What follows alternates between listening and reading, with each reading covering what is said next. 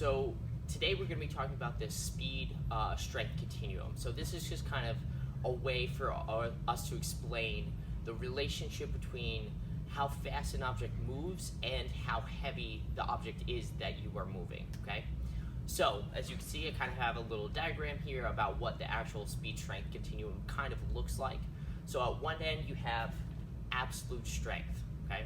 So the absolute strength is the highest amount of force that you can produce while actually not moving, okay? So during an absolute strength movement, there's no velocity, which means that it's an isometric, okay? So you're pulling or pushing or squatting as hard as you can against an immovable bar, and then if you were in a lab, it could actually, that immovable bar might be hooked up to a force plate or be able to give you a force output reading of how hard you're actually pulling on that bar, okay? So that would be your absolute strength. It's the highest amount of force that your muscles can contract with, okay?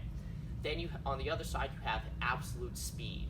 So absolute speed is how quickly you can move mostly yourself or another object. So just purely the velocity, meters per second, trying to move as quickly as you can. So the middle of this continuum is actually going to be where most of the exercises that we perform in the gym fall. If you're performing an isometric movement, then it might fall on the absolute strength, in the absolute strength category, but other than that, the majority of exercises are either going to be strength speed or speed strength. Now, what's the difference between the two and what do they really actually mean, okay? So the way that I kind of think about it, or one of the ways that helps me differentiate the two, is that your emphasis, okay? So strength speed is being able to produce force when the weight on the bar is the most important, okay? So the weight on the bar, like you're trying to go as heavy as you can, in bench, squat, deadlift, whatever exercise you're going to be choosing. What's important is that the weight on the bar is heavy, okay? For speed strength, it's kind of the opposite. The weight on the bar is going to be a certain percentage of your 1 rep max. Again, there's a lot of ways to actually choose that percentage. That's not what we're going to go into here, but it's a certain percentage of your 1 rep max, and you're trying to move that bar as fast as you can. So the most important thing is how fast you perform the movement, not necessarily the weight that is on the bar. So if strength speed is your ability to produce force in a very heavily loaded movement, speed strength is kind of the opposite of that. So speed strength is your ability to produce force in a very lightly loaded or unloaded movement. Again, so that's going to lead to still you can still produce high forces, but the acceleration is going to be high, and the most important, as opposed to high forces done with speed strength, but when the mass is high and the acceleration is going to be low, okay?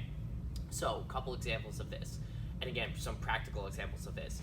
So a strength speed movement would be a very heavy back squat, or very heavy trap bar deadlift, or very heavy sled push, okay?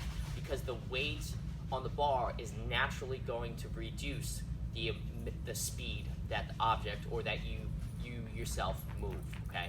So again, if you've ever seen like a 1 rep max on any movement, at some point it moves extremely slow because that bar is so heavy. Heavy weights eventually come close to a velocity of 0, okay?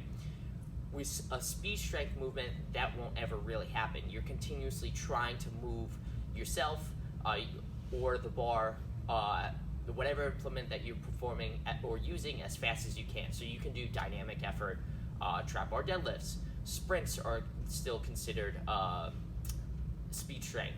Box jumps are speed strength because they're lightly loaded but fast moving exercises, okay? Hey, he's so cute. So just to kind of sum up these couple ending points here, and to kind of get a little bit more of like practicality why this is important. So the speed strength movements, again, to differentiate between the two, you really need to just focus on the emphasis of the movement.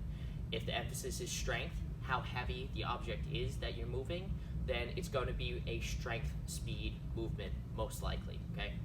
If the emphasis is speed, so like again you're doing dynamic effort work, or you're doing box jumps or sprints or sled push sprints, because those are lightly loaded but you're trying to move as fast as you can, it's really going to be a speed strength exercise then.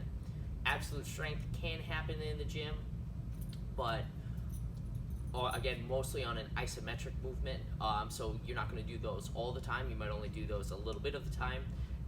And then absolute speed, my thoughts on absolute speed, I'm actually going to save for next week's video, so you have to tune in for that. Say bye, Millie. Well, there goes Millie.